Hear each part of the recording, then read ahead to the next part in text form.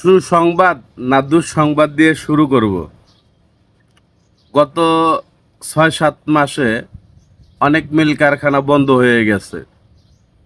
অনেকেই কর্মসংস্থান হারিয়ে ফেলেছেন। আমরা গরিব মানুষ যারা আছি তারা চাই সুন্দর মতো কাজকাম করে খাইতে।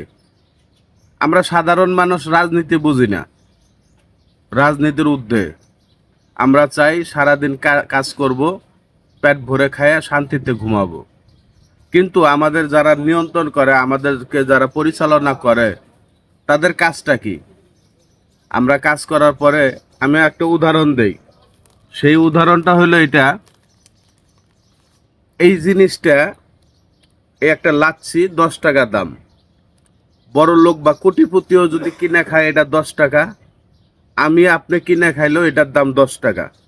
তাহলে এখান থেকে সরকার যে ভ্যাট বা ট্যাক্স যেটা পাচ্ছে, সরকারের কাজ কি?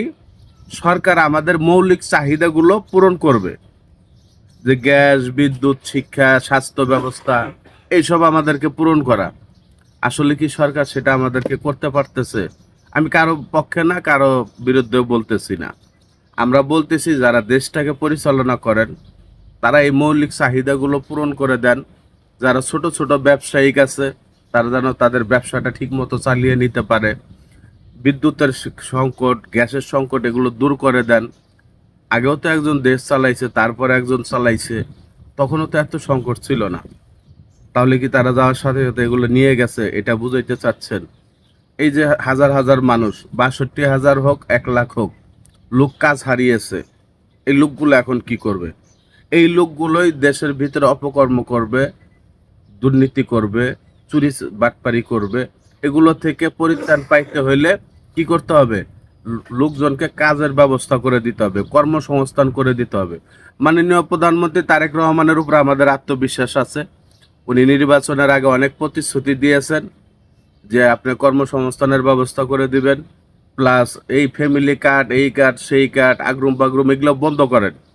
এগুলো বন্ধ করে কর্মসংস্থানের ব্যবস্থা করে দেন। দেশের জনগণ, বাংলাদেশের জনগণ, তারা কাজ করতে চায়।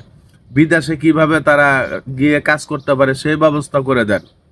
আর এই যে প্রবাসী কল্যাণ প্রতিমন্ত্রী যারা আছে, এগুলোকে সরাইয়া ভালো লোককে দেন, দায়িত্বশীল লোককে দেন, যেন সুন্দরভাবে প্রবাসে আমাদের বাংলাদেশিদেরকে নিয়ে কাজে লাগাইতে পারে। ভিডিওটা ভালো লাগলে শেয়ার করে দিবেন।